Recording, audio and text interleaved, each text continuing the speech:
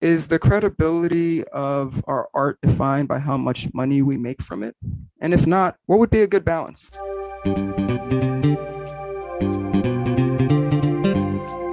Hello and welcome to the Innovative Mindset Podcast. I'm your host, Isolde Trachtenberg. On the show, I interview peak performing world changers in the creative, social impact, and earth conservation spaces. If you like what you hear on this episode, you're going to want to check out the bonus mini episode you can access if you become a member of my coffee club. If you do, you'll get access to bonus episodes, new art, new writing, and other fun benefits at buymeacoffee.com/Isolde T. See the show notes for more details. And now, let's get on with the show.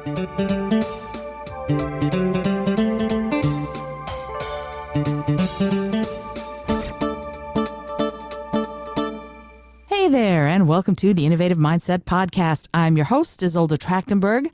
Thank you so much for being here for week 11 of the Artist's Way course that I am going through with the amazing and incredible Alan Fessenden, Megan Vasilis, and Sergio Giovanni. We are all going through Julia Cameron's The Artist's Way and taking you along for the ride. It's been a fascinating journey so far, and I can't believe we're almost done. The reason we started to do this, the reason we decided to do it is because we all wanted to see what would happen if we did it as a group. And so me, being me, went, hey, everything is podcastable. Let's podcast this and really share what we're going through and what the process is like for us so that we can hopefully help someone else who's going through a similar process. If you want to go through the book with us, you can go back to week 1 and get started there and work your way through. But also just if you're going through some tough times with your own creativity, with your own way of looking at things and the way you think about things and the way you do things, it's a really good book to go through, a good course to go through, regardless of whether or not you're trying to be an artist or whether or not what you really want is to get more of yourself in yourself. So this week, we're going to be talking about recovering a sense of autonomy. And I am not hosting. I get to be one of the members of the Peanut Gallery because the excellent Sergio Giovanni has graciously agreed to host. So without further ado, I want to welcome Alan, Sergio, and Megan, and also welcome Sergio as host. Hi, y'all. Welcome. Hi, thank you. Zelda. Hello, everyone. Thank you so much. Yay, First and Sergio. Hey, the positive vibes already. Thank you. I appreciate you. Just want to make sure you know that. I appreciate you. Aw. Just become a little insider for the crew now, in case you're wondering why Isolde thought that was so funny. It is funny. First and foremost, I want to thank the crew for letting me host the penultimate episode of the Artist Way process on this fantastic podcast. Yay. I'm so glad you're doing it. Thank you so much for doing it, Sergio. This is going to be awesome. Thank you. And Very thank brave, you, listener. Sergio. Appreciate that. And well, yeah, we'll get to appreciating each other more during this episode, I'm sure. And speaking of appreciating, thank you, listener, for joining us. And I just want to say congrats to everyone for making it to week 11, which is my favorite or lucky number. And yeah, congrats to everyone. 1 week to go. We're almost there. Wow. I'm proud of everyone here. I know, right? It's amazing. I'm really proud of everyone here. And listener, even if we don't know each other, just know that I'm proud of you too. Okay, so last week we saved the check-in for the end, but I thought before we jump into the nitty-gritty of week 11, we can talk about our week, our past week, our morning pages, and our artist dates. So I would like to know also if you feel like you're going to continue your morning pages and your artist date once this is over, since we're almost done with this process. Isolde, how are you feeling tonight, and would you like to start? Thanks, Sergio. I am okay. I am in taxes purgatory, so that's never okay for me. I always have to, I don't know if any of you go through this, but in order to do my taxes every year, I have to sort of turn off my artist brain and turn on my analytical brain. And it is almost a turning on off process. And when I do, I'm able very, very easily to go through all the stuff and get all the receipts down and enter everything into TurboTax and all of that stuff. And I have not yet made that switch, so I'm still in the struggling phase. So that's a little bit of a challenge, but otherwise things are going super well, and I have a lot going on. Great stuff to talk about, but I'll save that till we're talking about the week in the episode. As far as my morning pages, I did, I think, 5 days this week, and part of the reason was because I had a dear friend, contact me. I got the message after midnight on Friday, and she said, "Hey, can I crash?" And so all of the stuff I planned on doing Friday evening and into Saturday morning before our writers group meeting went out the window because I wanted to make sure that I took care of her. So a lot of stuff just didn't get done that could have otherwise gotten done, like having time to do the morning pages. So I think I did 5 days. And the thing about, like, today, for example, I did my morning pages, but the entire 3 pages were all scripts to TikTok videos that I'm going to be making. I'm going to be making TikToks, a whole bunch of TikToks for this week, and I needed to have the script. So that's all I did today with my morning pages is I put on my Brain FM app, and I just wrote 12 scripts to TikToks that I need to put out, that I want to put out for this whole week. So that's pretty cool. Getting that done was really nice, and, transcribing and all that other stuff, but getting it done was great.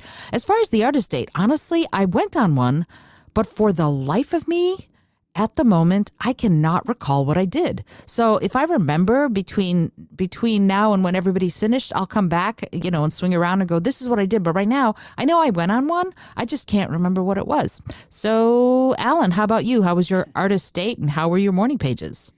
Oh, thank you. That's so funny, Isolde. I was like, I went on a sort of pseudo artist date today, but I was thinking, like, didn't I do something? Wasn't there something that I did?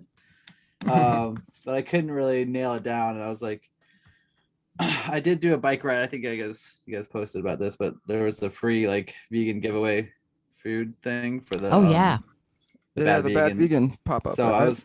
I was like, yeah. So I pre-ordered online, and then I went and picked up the the food, and I rode my bike. So it was like a 26-minute ride there and back. So I was like, oh, I guess I could consider that. And that was kind of like a very chill day on Sunday overall. So that was kind of an artist date. But just to be sure, today I did like 20-minute walk that she suggests somewhere in the book, or probably multiple places. And I was like, let me do a 20-minute walk, and then I'll go over to this vegan bakery that I like. I think I mentioned them before, Avis Lifeline, and get a look at a nice little treat and a coffee, and I'll walk back after that. And that was basically what I did. And it was just nice to sort of walk around in a with a less than purposeful, like, I guess I sort of meandered in a direction that would put me closer to where I want. But I went to the park where I'll take my dog, and just walked around that park a little bit more, and saw, like, there were signs explaining where, the history of the park and some of the names of the park, and that why the amphitheater is named that, and stuff I hadn't noticed before. And it was just kind of like cool. I don't know. It was like nothing spectacular or like life changing, but it was sort of simple in a way to just sort of let myself not be attached to my phone. I felt like guilty taking a picture of something that I thought was interesting, but I was like, okay, just don't worry about it. Just walk around, and that's nice. So I may try to incorporate just walks by myself and into my new life, my new life that's I love coming. That's really great. We're going to talk more about that a little later in the episode. Sounds good. But so regarding the morning pages, yeah, I was able to do them all there. It's been a kind of like a foggy week, so sometimes I just write whatever song lyric or phrase comes into my head, and just, or like, whether it makes sense or not, and then I'll look down and be like, what did I just write? And I'll just be like, well, we're doing a brain dump, and sometimes that's all it can be. But other times I do end up writing interesting stuff and finding ideas, and I think that's cool that you're just writing your TikTok scripts out there, because Yeah. get that mind while it's fresh. And to your question, Sergio, I think I will continue doing the morning pages as a practice. I really like it, and it's a good for me to get out there and do it. So sometimes I feel that's the easiest part of this process almost. Is What about the artist day? The artist day? That was the walk. No, do you feel like you'll continue those after? Oh God, Next no, no. No? No. I do. I would like to. I feel like I'll have to make that a practice. I would love to keep doing the artist day. Actually, I really like that. I feel I'll have to make it a practice. Actually, I enjoy them, and I've broken it down so it doesn't need to be such a huge event. Like I think I felt like a lot of pressure to do something gigantic and ginormous, and I like that in the book she talks about like planning an artist day, like doing something special for yourself. So I was like, yeah, I have to do an artist day and then take myself on a week or something like that. I gotta take care of my artist is what I'm feeling. That's a great question, Sergio. Megan, what about you? Are you gonna keep doing your artist day and your morning pages or what? And Well, it's fun. Also tell us about your week, Megan, if you don't mind. yeah, tell us about your week too.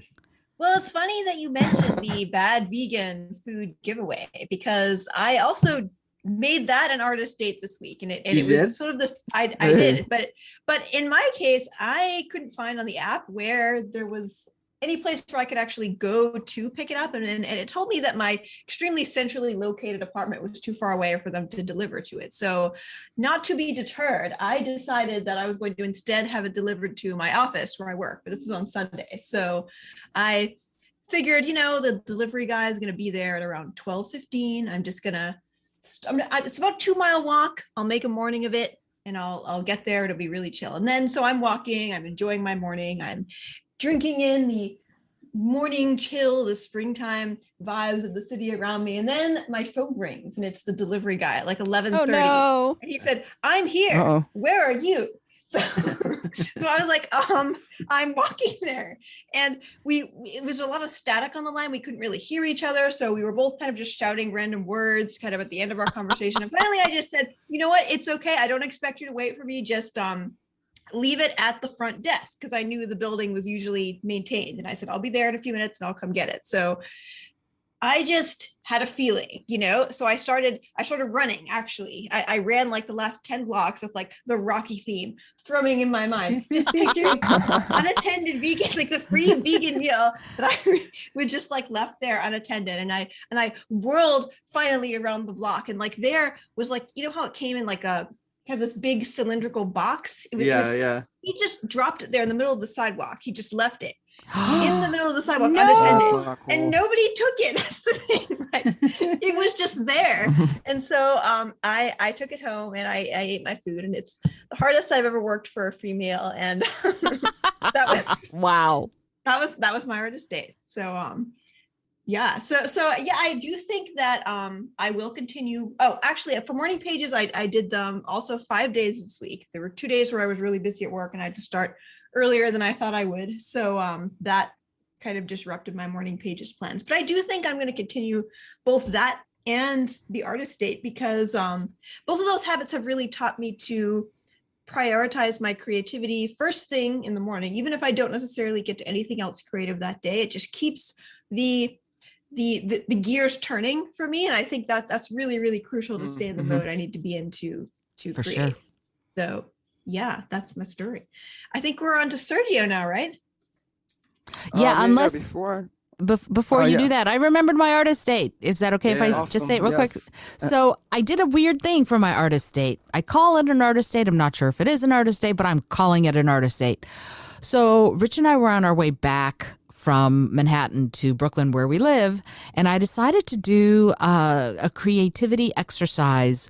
I opened my little drawing app that I do my art pieces in, and I set it up so that I chose a color, and then I closed my eyes at a stop, and then I let the motion of the subway create the art piece. As the subway moved, so did my finger move across. My eyes were closed the whole time.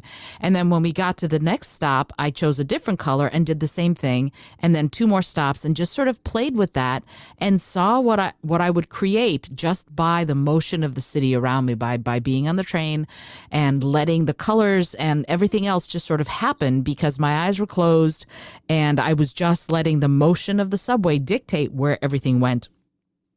And it was super fun. And then when I got done with that one, I did it 2 more times because we had a number of stops to go.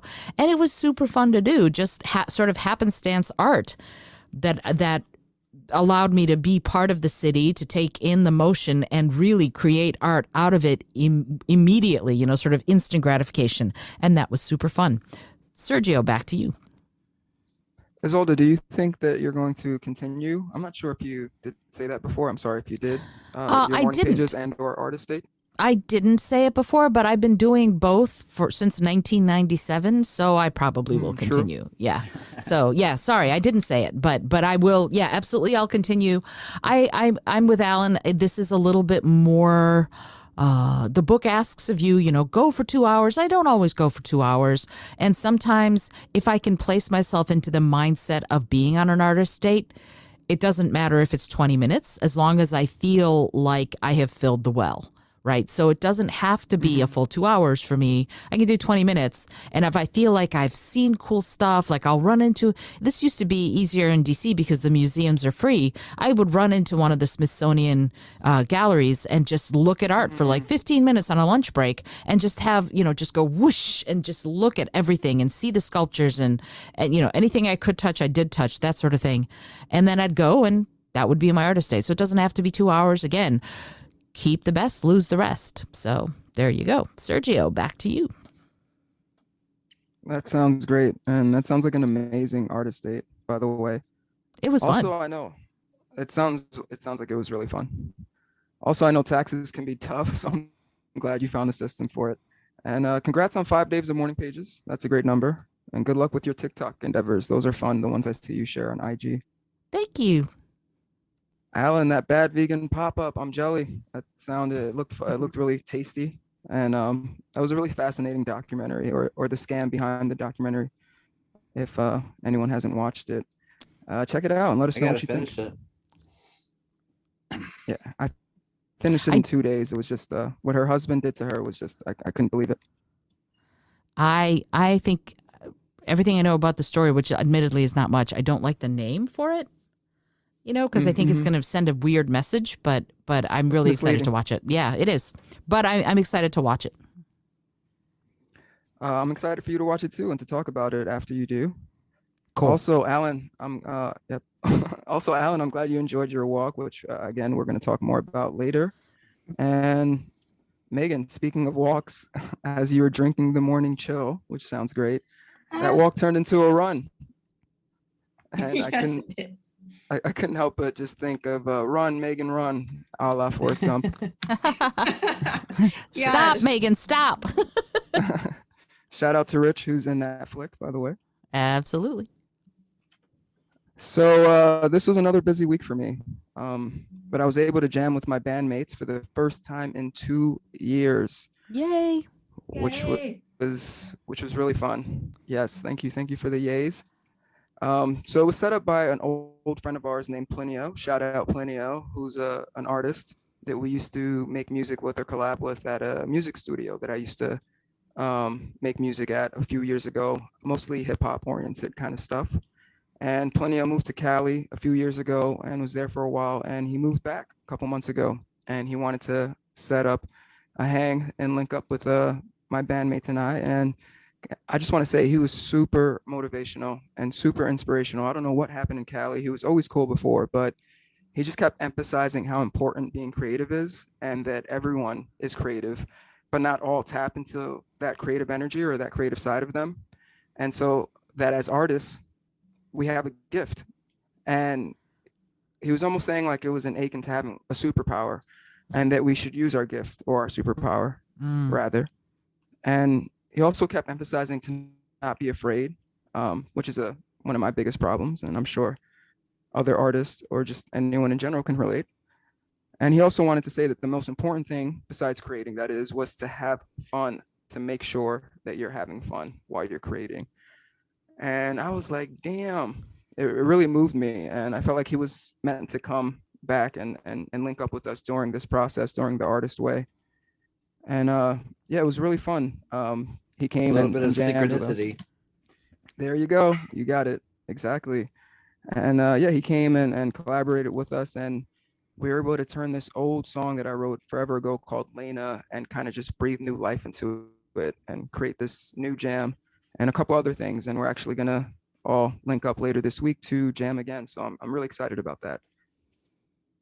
Also, tomorrow I have that phone call with the guy who runs CBSI, comicbookinvestment.com, to talk about maybe writing for the website. So I'm really nervous and anxious about that, but I'm excited. Please, crew and anyone listening, wish me luck. That's happening tomorrow. Good luck. So yeah, Good luck, really Sergio. excited. You got this. Thank you so much. As far as my morning pages, I did 6 out of 7 morning pages this week, which is an improvement from last week. And I told myself that I'm going to try my best to do all 7 days for this last week coming up. And that's not for Miss Cameron or anyone else, but for myself. As far as continuing to do them, I highly doubt, if I'm being honest, that I'm going to continue my morning pages. I journal a lot as it is, to be honest, and I'm always making lists or writing lists.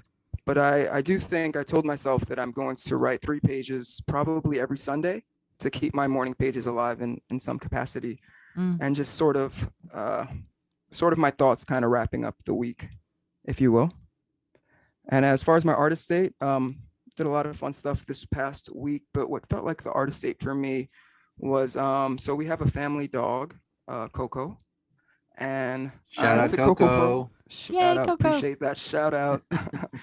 And so I took Coco for a walk. I love interacting with Coco, playing with him, petting him, but I don't typically take him for a walk, if I'm being honest. So I did that, and we went to a park that was not too far from our place, and it was really nice to do that. It felt really cool to just hang out with him and outside in that kind of format. And he's a beautiful dog. Sometimes he does things he shouldn't do, but he's still a great dog, and I love him. So yeah, shout out Coco. And I said this before, but I feel like I've been doing artist dates practically my whole life. So yeah, I don't see that stopping with this course. So yeah, that's my weekly check-in, morning pages, and artist date. Thank you for listening. If it's okay, I would like to move on. Let's do it. Awesome. So this is week 11, recovering a sense of autonomy. And the first thing I'd like to talk about is the first topic in this week's chapter, and that is acceptance. She says, as an artist, 9 to 5 might work for us or not in regards to leaving room for you to create, and that we must experiment to see what really works for us. And as far as monetary gains, that we should free ourselves from determining our value and the value of our work by our work's market value. Like, not every piece of art sells or gets acknowledged for what it's really worth, essentially, was my takeaway. And she also says that too much attention to cash flow and marketing strategies can stifle the child or artist within. So my first question for everyone is, if you feel that as an artist, you should focus on the market and how to be not just creatively successful, but financially as well. Is the credibility of our art defined by how much money we make from it? And if not, what would be a good balance? As I'm sure we all wouldn't mind living off of our art. I don't want to assume, but I'm sure we might all think that would be nice. So yeah, Megan, how are you feeling tonight? And would you care to start on this next topic? Yeah, definitely. This is something I've thought a lot about. And I think it's very natural as an artist to really struggle with this balance, because I think it really is different for every single person. It's not something that anyone can really decide for you. How much you want to think about the market when you're creating, and how much of your own feeling of success you want to tie to how marketable other people find your work. I mean, as someone who's always wanted a creative career, I went into marketing in the first place because I really thought that if I understood really how stories are told and how to reach audiences, then I could be more successful as a creative. So that was really my entire motivation for my entire career. But even saying that, I also feel like it's really important for me, like if all you really care about is money, there are much much easier ways to make money than to be a creative, so there has to be some kind of That's facts. yeah, there has to be some kind of intrinsic value to you that goes beyond that, some kind of satisfaction or joy that you find in the work. Like I found that in creative, like I could see many pathways to being a working creative, and a lot of them involved writing a lot more marketable stuff than I really wanted to write, and I thought I could do that and I could probably make money doing it, but would I be getting the same level of satisfaction that I get from writing something that feeds my own soul, and I think it's still something that I struggle with from time to time, because I think to go all or in one way or in another way doesn't really fit me, there has to be some kind of balance, and I haven't honestly figured out where that's going to be for me, but I know that I have to acknowledge both sides, I think, to move forward in my creative career and in my craft. I have to acknowledge that I want both things, and then figure out what that's going to look like in my life. How about you, Alan?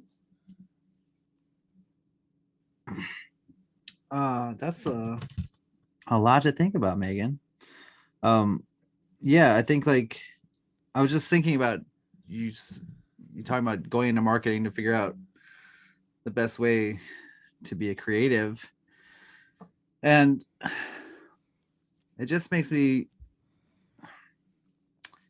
it puts me in this feeling of like, yeah, like that's really like, that's smart, like that's like, okay, like you got to figure it out. I think I guess what I'm trying to like, there's this big part of being an artist, I think, that like artist culture, which is just like forget money.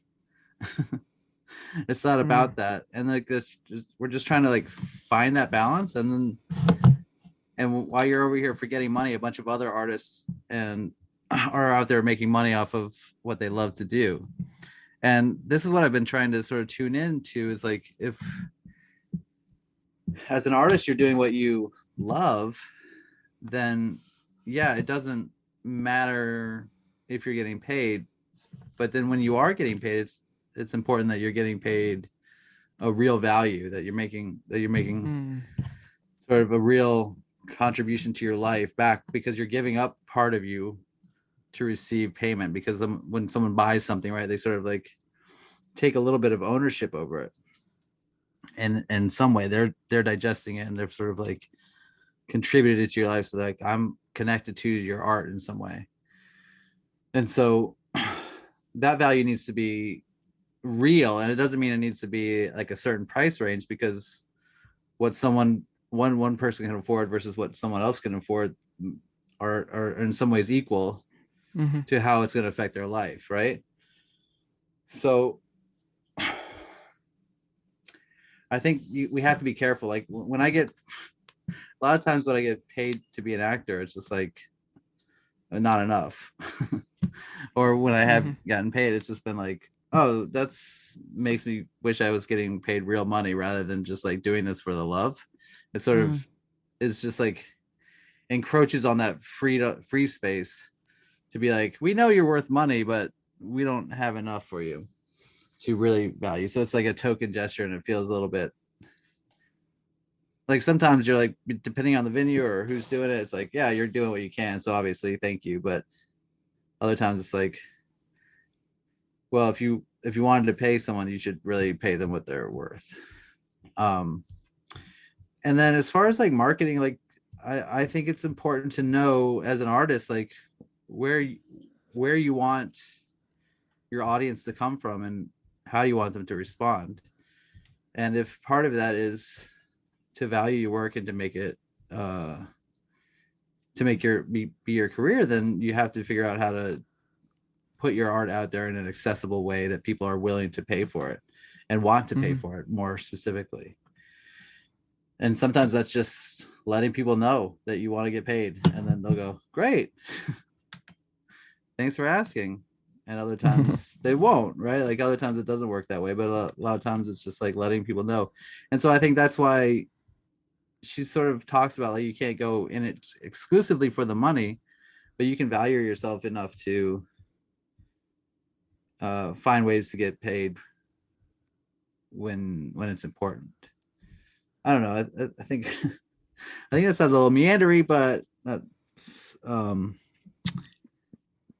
not at all. Okay, I like good. that. I like that you mentioned the importance of getting paid appropriately for your art. Yeah, I think like it needs to be a value to both people. I think that exchange Mhm. to the people involved, and so I think trade is a great way to help artists and acquire art and stuff like that, and but also money works great. um yeah. Isolda, how do you feel about this?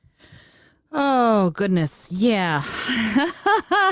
This is an interesting question because I feel like some of this has to be the question you have to answer is, do you want to be a hobbyist or do you want to be a professional artist? I mean, cut and dry, some of it is that, right? There are lots of incredibly artistic, incredible artists out there who make art in their bedroom, who play great guitar in their living room, but they don't feel the need to go out and gig. They don't feel the need to have their paintings up in galleries. They don't feel the need to tell anybody about any of it at all. They just want to make the art, right? So that, to me, if you're satisfied with that, more power to you. Absolutely. Personally, there are a couple of different things that I think about. There's always that sort of I forget what the object lesson or warning or whatever that says, hey, be careful making what you love into your work, because once what you love becomes your work, it changes, and so do you. And that might be a good thing and that might not be a good thing. When I was a professional musician, and I was a professional musician for 9 years, I guess, I hustled my patootie off, right? In order to make enough money to pay all the bills, I was teaching, I was performing, it was all music, but I was doing it and it was exhausting. Even though I loved it, it was still exhausting. And when I finally went, okay, I'm going to see about other things because I also have other interests, my relationship to my performances, my relationship to my music changed some, and that was okay, So it depends on, to me, a lot about what your intentions are. As far as the marketing, yeah, that to me it's a bit of a mystery. Marketing is not my strong suit. I will say that first. Actually, let me put it this way. I am phenomenal at marketing anybody but me. As soon as I have to market myself, my brain goes, what? So if it's someone else, I make money marketing other people, and I do video and audio production to help people market themselves. And I teach classes on it and everything. But to market myself, there's something in me that goes, oh, you don't want to be too salesy. And there are a lot of people who go, what you're selling is actually something that the people who would be interested in it would want to buy. So you're doing a service. And I love the mental gymnastics that go on to get to that place, but I have never done them successfully long term. Having said all of that, I think that a lot of this is for your art. Let's say you're a painter. I think the barter system is wonderful, and I think that is great. And I think, sometimes it's what the market will bear and sometimes it's what the buyer will bear. I remember I took a photograph once where I was out in the woods, and the way the branches up very high in a couple of trees met, it looked like a really beautiful, very well-defined heart. Gorgeous. It was really cool. It was a complete accident. I didn't even notice the heart there until after I'd blown the thing up to like 11 by 17 or something. And then I went, holy crap, look at that. And somebody wanted to buy it. And it had cost me to print on canvas. It cost me like $38. It was pretty expensive. And the guy really wanted it. He really wanted it. And I said, make me an offer. And he said, I can pay you $25. And I was like, you got to come up at least to what it cost me. I can't lose money on this sale, So being a professional meant that I had to do that, and I didn't sell it to him, right? And the thing is, it's because even though he desperately wanted it, and there's a part of me that was going, I'm crying inside, but I had to also be a business person and go, it doesn't make sense to me to have gone through all the trouble and an art photograph like that by someone with a name would sell for hundreds or thousands of dollars. I didn't have a name, but I also couldn't lose money on the sale, being realistic. So when it comes to selling your art and having it be commerce, I think that sometimes it just has to be one person who sees it and likes it. And if that person is a person of means, that can open a lot of doors for you. But the question is, can you get yourself in front of the people who have means? There are people out there who are, who splatter paint on canvas a la Jackson Pollock, whom if you know me, I can't stand. But they splatter paint on canvas, and someone will pay them $5, $6, $8, $10,000 a painting because someone else said it was great. Everybody knows my feelings about Barnett Newman and the fact that his blue painting sold for $43 million. What the hell? So, Gosh, it just blows me away, right? So to me, if somebody with means likes your art, sometimes it's because your art is amazing. Sometimes it's because their investment strategist said, hey, you need an art investment and this will be a good one. Sometimes it's because they have quirky taste. It doesn't matter. If they like it and they buy it and you get $43 million for a freaking blue canvas, good on you, But at the same time, I'm going to veer off for a second, sorry, and I think I've mentioned this before, but if I haven't, it's about time. So he has a couple paintings at the MoMA, at the Museum of Modern Art, and one of them is 8 feet by 20 feet. It's an all white canvas, all white, nothing else, all white canvas, and he called it Life. And there's another one on the floor above it in the same spot on the wall, 8 by 20 feet, all white with a single vertical gray line about 1/3 of the way from the left. And he called that Confusion. And those things are hanging in the Museum of Modern Art in New York City. And it pisses me off because when you're looking at art that someone will pay money for, someone paid $43 million for something that looks like a vertical ping pong table. And no, seriously, it does. That's what it looks like if you look at the painting. And the museum got this. They acquired these 2 paintings, and I'm like, I know so many artists who are so much better than this crap, who could never get into the MoMA, but because some critic or some investment person or some curator saw it and liked it or saw it and thought it was neat, or he slept with the right person, or I don't know what it is, and I'm being really mean, but there it is. For whatever reason, somebody went, hey, this is worth taking up all of that real estate at the MoMA, and it's worth millions of dollars. Why? It's a white canvas. It's literally a white canvas. And Rich and I argue about this, and he goes, yeah, Isolde, but he was the first one who did it, so therefore it has value. And I'm like, just because he was the first one who did it doesn't mean it has intrinsic value. So that's me being a purist, and I apologize for that. But at the same time, we have to look at that. We have to look at how do we evaluate art? How do we place value on art, whether it's paintings or music or acting or whatever? Because Alan, your point is well taken. People want to pay you. I want to pay you. I want to pay everybody I ever work with. When I put out a CD or whatever, I paid all the musicians. Now I paid them $20 a track. Why? Because that's literally all I could afford. I would have paid them hundreds upon thousands of dollars of a track to be on my CD. I was very lucky in that they were like, we don't usually get paid. Yeah, $20 a track is great, but it could have been, if they had said, no, you need to pay us scale, I would have been like, well, then I guess I'm doing just me and guitar and violin, and that's it. So artists do for each other. And when I can be on their CDs, or albums, I'm on their albums as a reciprocity thing. So we deserve to get paid for our art. And sometimes we just, you just can't afford to pay the person. So I get that. But at the same time, yeah, you deserve to be paid at least union wages. You deserve it. You're a great artist. You deserve it. That doesn't mean that you're going to get it. And then you as the artist have to decide whether or not you're going to want to do it hoping for reciprocity or just because it's for the love of the game. Back to you, Sergio. I think that's really interesting, especially the story of the white canvas in the MoMA. It reminds me of an artist that I'm really into, Childish Gambino, also known as Donald Glover, or maybe Donald Glover, aka Childish Gambino. As in the Atlanta guy? Yes, exactly. Atlanta guy. I'm sorry, that's how I know him.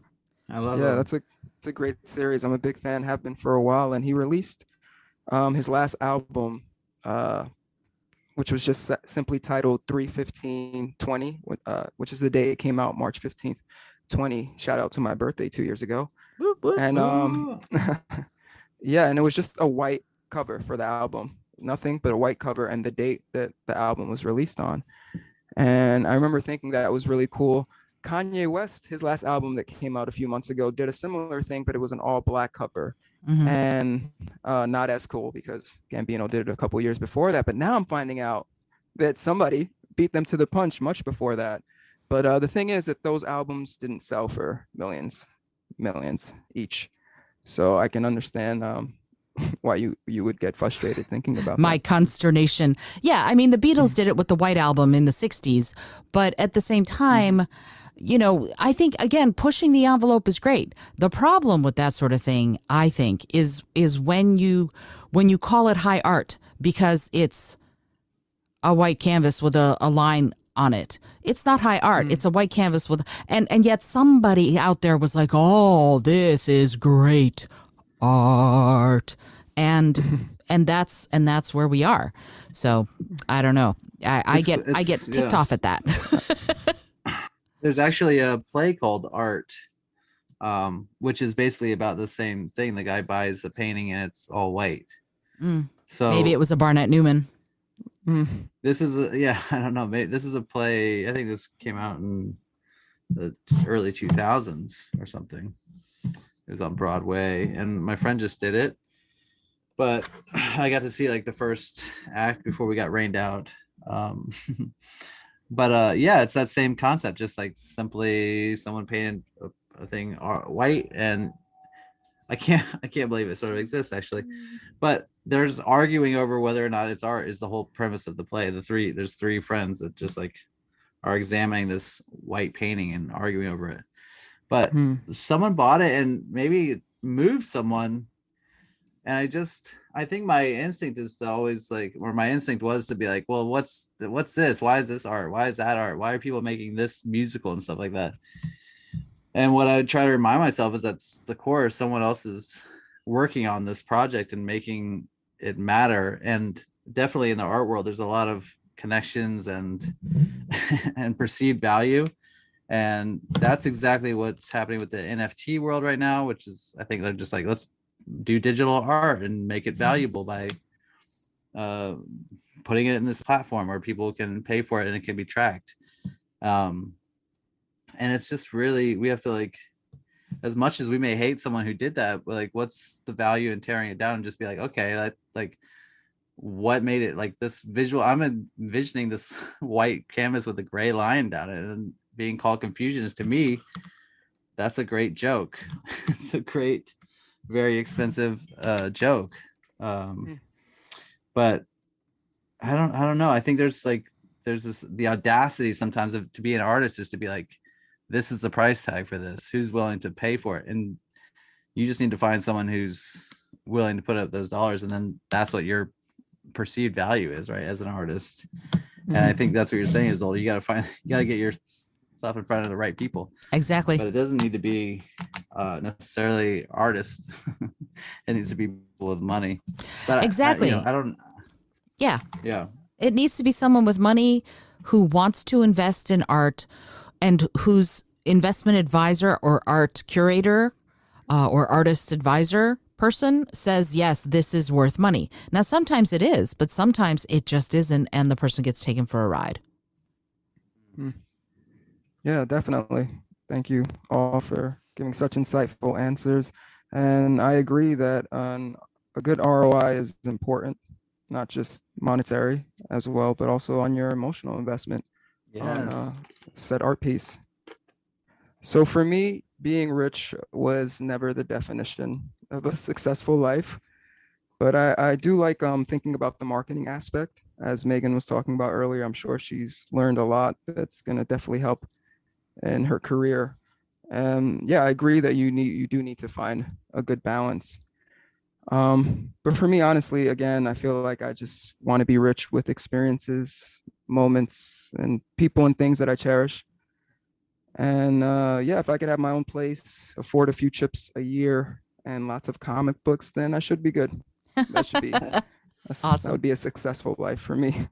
You're here. So here, salud. So moving on, she continues to talk about the importance of surrounding yourself with people who nurture your artist and to never stop creating. that if we do, we might get crabby, lash out to others, and potentially sabotage our artist. She emphasizes that creativity is the oxygen of our souls, which I really love that quote. And I wanted to know if you felt this way when you couldn't create for a period of time. Did it change your overall temperament? Did you find yourself being extra irritated or drained, maybe even depressed? I'll say for myself before the crew answers, if that's okay, that I don't think I've thought about this in this way, and I'd have to imagine that it would affect me in some kind of rotten way. I'd probably get sad. Alan, how about you? How are you feeling tonight? And how would being deprived of your creativity make you react, do you think? I'm having a good time, Sergio. Thank you for asking. I hope you're doing well. Thank you. I am.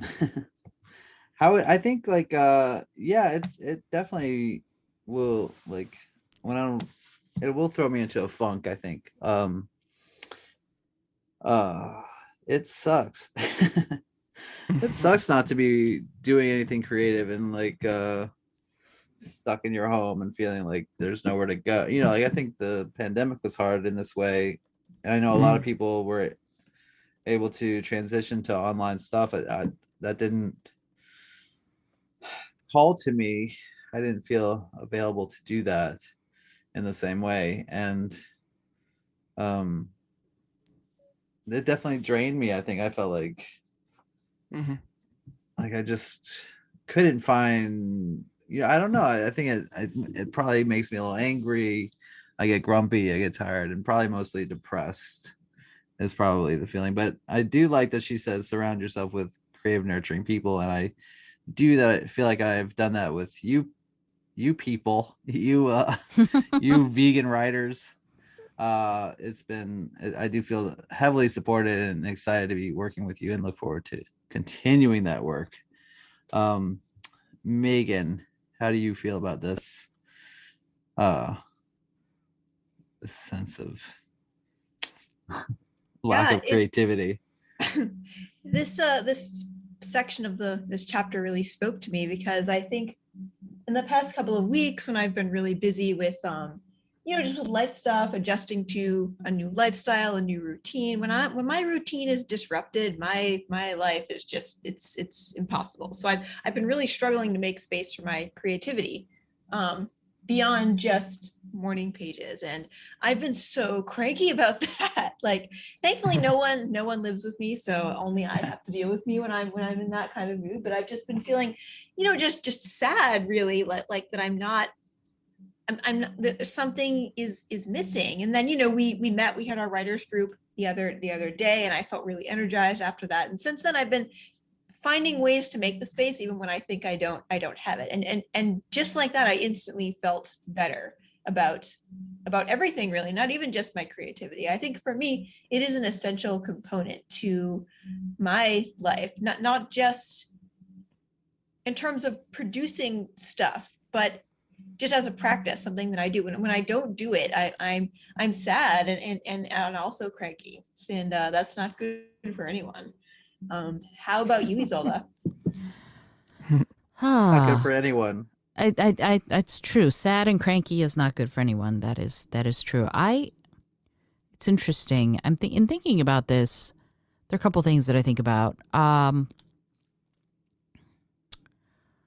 taking a second to gather my thoughts, because I don't think of my creativity like that. I don't think of my inner artist as someone who gets wounded. I think it's not that I treat my creativity as business. If I did, I'd probably be a lot more financially successful.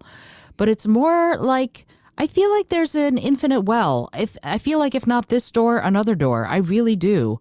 So if I, for whatever reason, can't do music, I'll go put on a song and dance. Or if my knees are hurting and I can't dance and I can't do music, then I'll go get my app out and I'll create some digital art, or I'll write a poem, or I'll pet my cats until I do feel like I can be creative. So I keep looking for, if this door closes, I open a window. That's kind of where I am with that. And for example, during the pandemic, I wrote a book. I created an entire tarot deck, all of the art, all of it.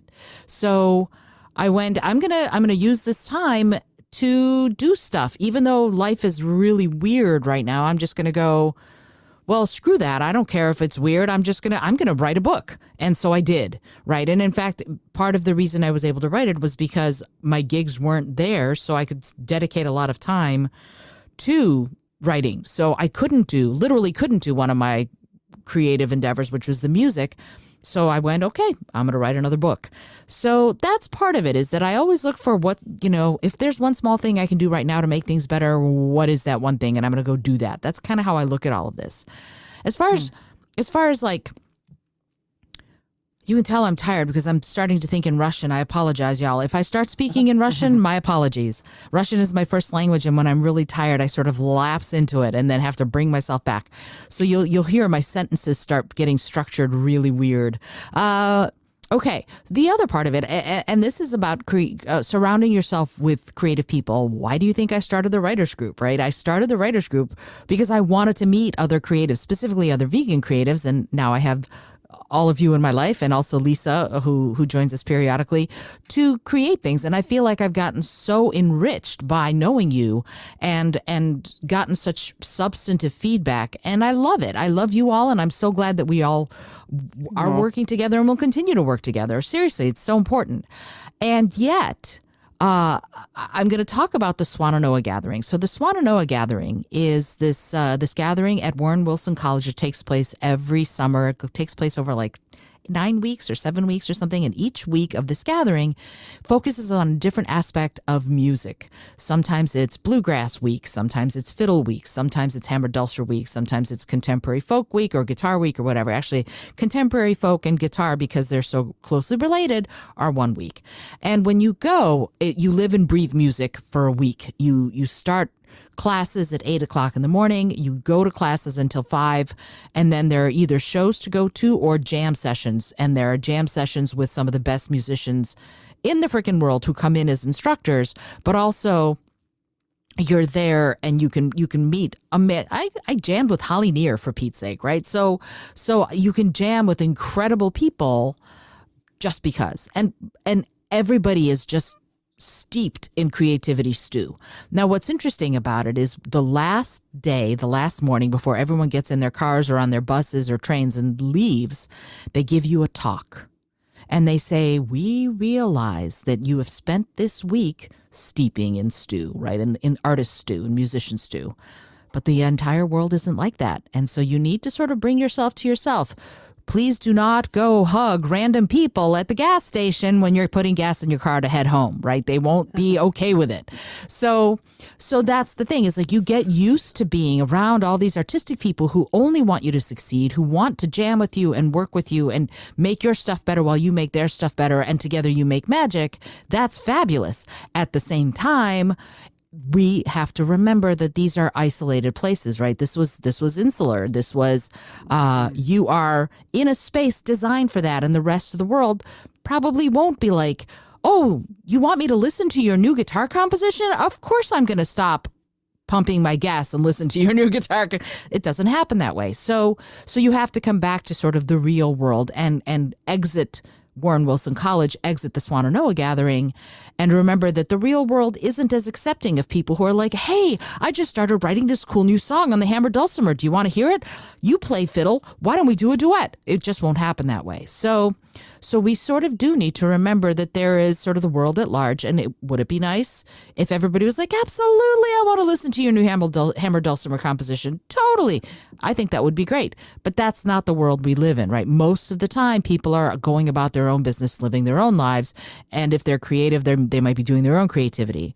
But it's really nice to have those pockets that are dedicated to art and craft and music and all of that people can work on together or apart, but bringing in things for feedback and enrich the experience for everyone concerned.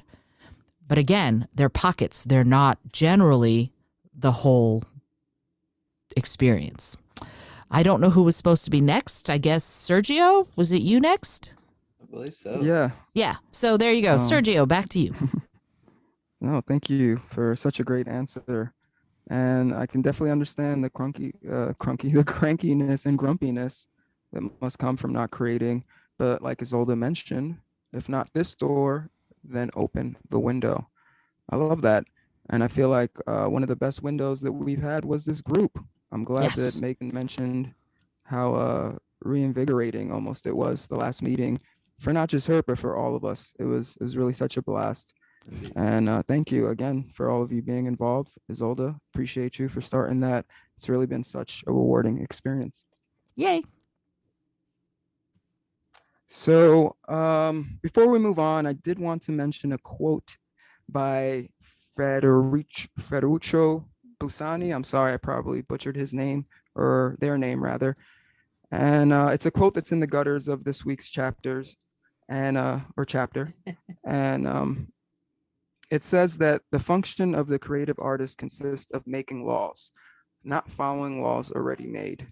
And Miss Cameron talks about how often artists are different and take a different path, and that we should accept who we are and use that to our advantage, and to never try and be something that we aren't. And I feel like that's punk as fuck. Excuse me. Explicit thing is gonna have to go up. And I really like that message. So yeah, I just wanted to point that out before we move on. So if it's cool, I'm going to do just that and move on to the next topic. Go for it. So thank you. So the next topic in this week's chapter was success, which I feel like we definitely talked about some already. But I wanted to point out how she talks about that perhaps post-success, after we've made it and we get there disappears. We'll grow dissatisfied with our accomplishments and be confronted with creative hunger once again. And she also says that as artists, we are asked to repeat ourselves and expand on the market we have already built. I remember Megan a while back mentioning that she was worried about having a sophomore attempt not be as successful because it wasn't like the first novel in genre or tone. So I want to know if you feel that we are all doomed to never be satisfied, that we are spiritual sharks, as she says, and that if we don't keep moving, we'll sink to the bottom and die. And do you feel an artist can be eclectic or versatile with their work and still be successful? Isolde, would you like to start off? Sure. I'm not a shark.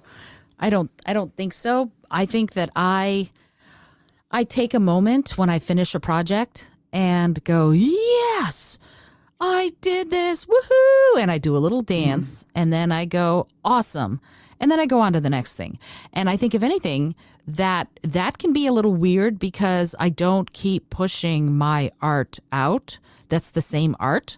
So as far as being a professional artist, it's really interesting because I've been doing a lot of thinking about this. The most recent book I wrote, Speak From Within, is all about how to motivate, engage, and inspire audiences when you're up there, you know, the physical act of being up in front of an audience. How do you do it so that people think you're dynamic and are super excited to hear what you have to say?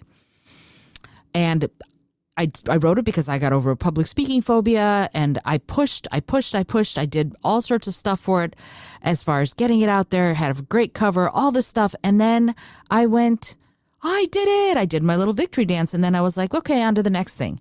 I did not want to keep trying to sell that book because I feel like I did that book. I feel the same exact way about getting my black belt in Aikido. Right? I worked my patootie off for like 7 years and I got my black belt. Woohoo, I did it on my first dan. Yeah. And then I kind of went and I feel like that's done. And I feel like that's okay. I feel like it's okay to achieve something and then move on to the next thing. I don't want to be an eighth dan, not because I don't want to be an eighth dan, but because I don't want to do the incredible amount of work that I'd have to do to be an eighth dan. I don't want to do the incredible amount of work that would be necessary to get Speak From Within to be a bestseller on the New York Times bestseller list. I just don't. I don't want to lick the boots I would have to lick in order to have that happen. And I do get a little bored, right? I do kind of go, okay, I can kind of go on to the next thing. That's okay. And so that's part of it. The other part of it, and I don't remember exactly what your question was, Sergio. Can you repeat the other part of the question? Because I knew what I was going to say, but then my brain went. Sure. It was if you think that you can be eclectic or versatile and still be successful. Okay. So I'd have to define again success. Is it financially successful? I think the more you focus on one thing at a time, the more financially successful you'll be. And I am your cautionary tale on that because I tend to focus on many things at once and have to keep a lot of balls in the air. But can you be? Sure, you can be eclectic and be successful. Again, if you have people in your corner who are your big fans, Kevin Kelly's 1,000 True Fans is an important document here, and I'll see if I can link to it again in the show notes. Yeah, if you've got 1,000 true fans who'll follow you anywhere, no matter what you're doing, then yeah, you can be a musician and a painter and a writer, and people will buy your stuff and will tell their friends, right? Word of mouth sells stuff. That's what sells more than anything. So can you be? Yes. But you need your bastion, your legion of fans who are just salivating for the next thing you do, whether it's a book or music or a painting or a poem or whatever. You need your fans to be really excited to support you and to be part of your team, of your tribe. So I think you can, absolutely. But my friend Al Petaway, for example, is a phenomenal guitarist. He's one of the top, I would say, 5 fingerstyle guitarists on the planet. Incredible. Grammy Award-winning musician. And I will buy anything he puts out. Anything he and his wife, who's his partner, put out. I own everything they've ever put out, and I love it, and I play it, and I talk about it, and I tell people about it, and all this other stuff. He's also an incredible photographer. His eye is amazing. I probably won't buy his photographs because I'm a photographer too, but I will tell everybody as soon as, when he posts new photographs, I'm out there and I'm telling people about them because they're incredible. They are incredible. He has made and put pretty much any instrument, but specifically any stringed instrument in his hands, and he's amazing at it. Like he can go, I've never played bass. I'm going to play bass. And I mean stand-up bass, right? He can also play electric bass. He can play any type of guitar. He can play fiddle. He can play anything. Put it in his hands.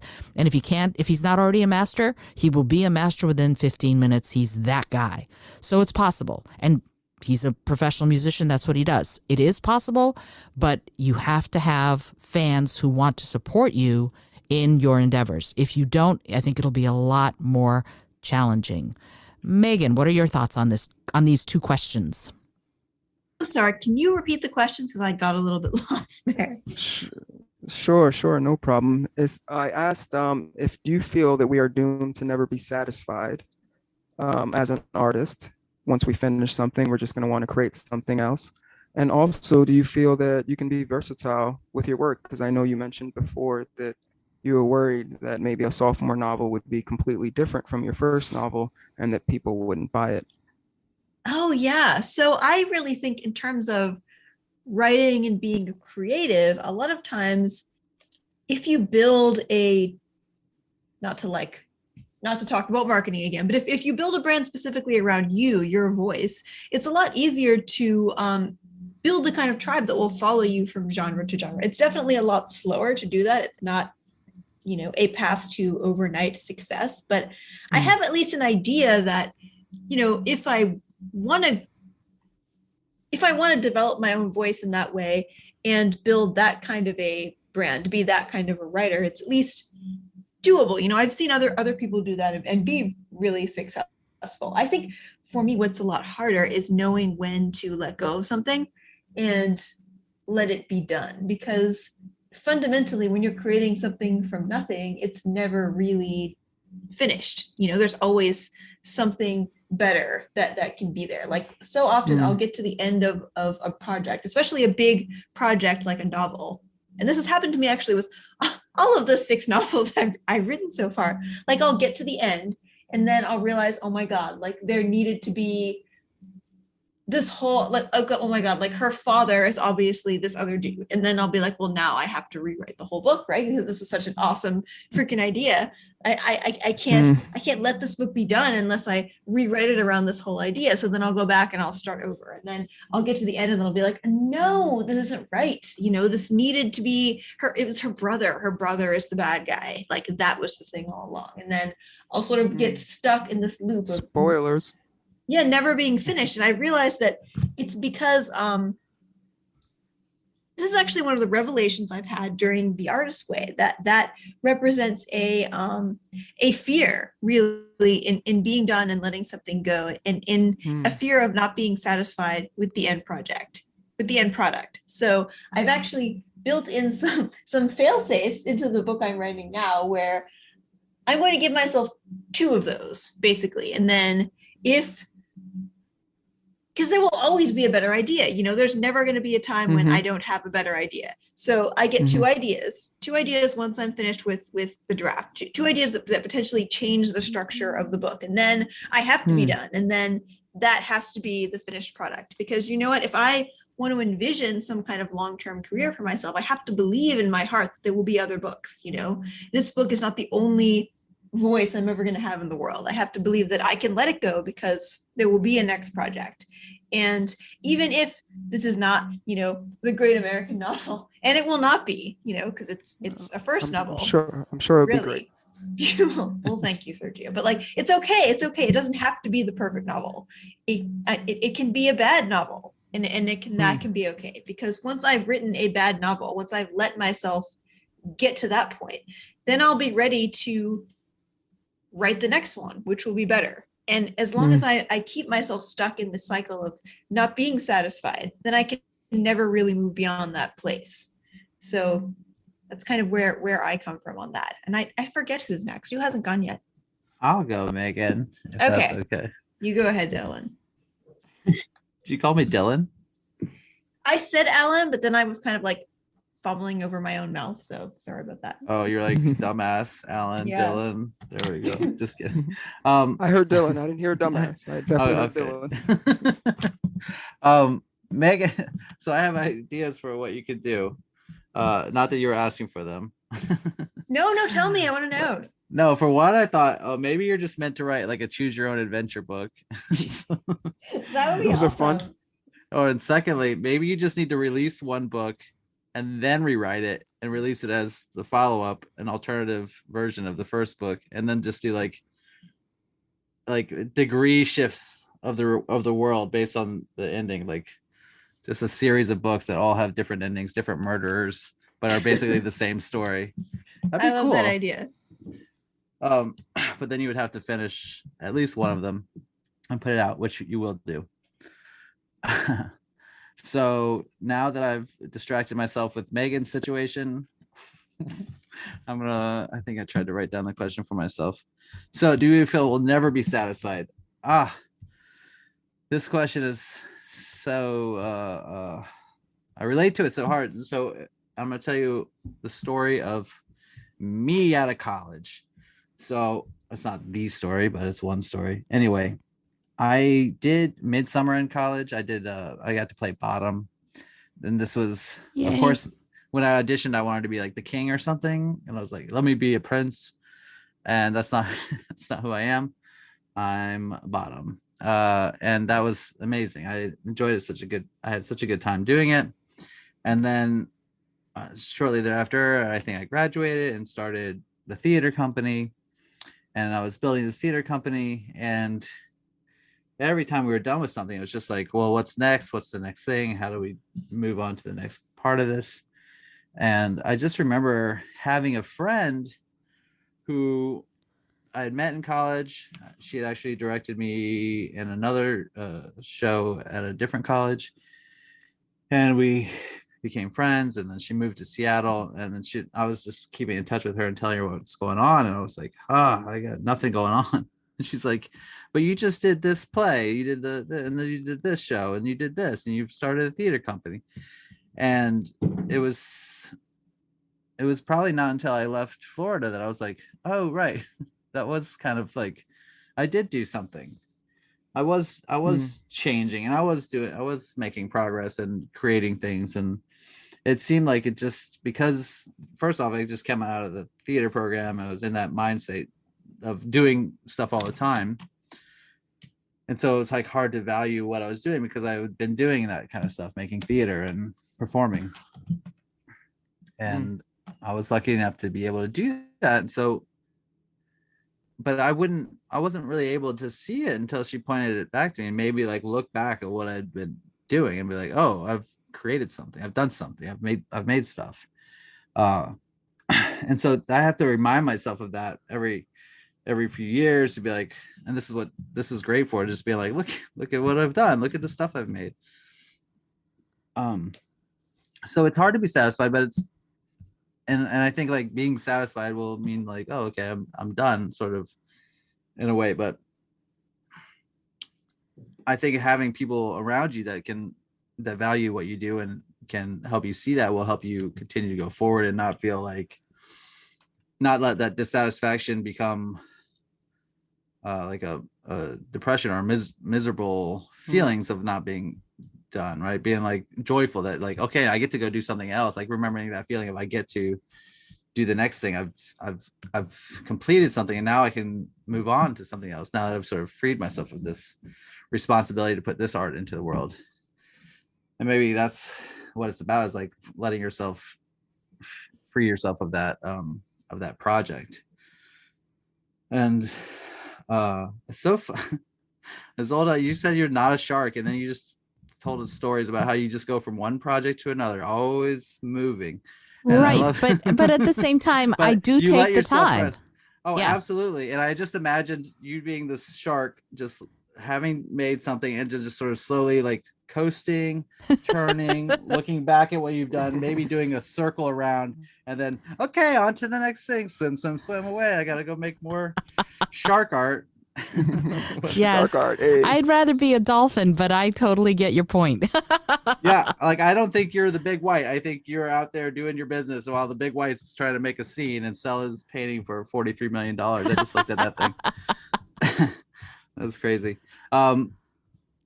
But yeah, no, I think like you're definitely that. I feel like I like keep on moving. I think of actually your artist Donald Glover, Childish Gambino. He's definitely one of those people I think who's been able to really transform himself and be successful in so many different Definitely great example. venues.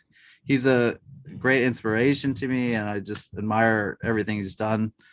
Like as a writer, he was he wrote for 30 Rock, and then he was an actor and writer on Community, and then became Childish Gambino, and then is now acting in a more serious role in I think it's a little more serious in Atlanta. Definitely more serious, still comedic, I think, in some ways.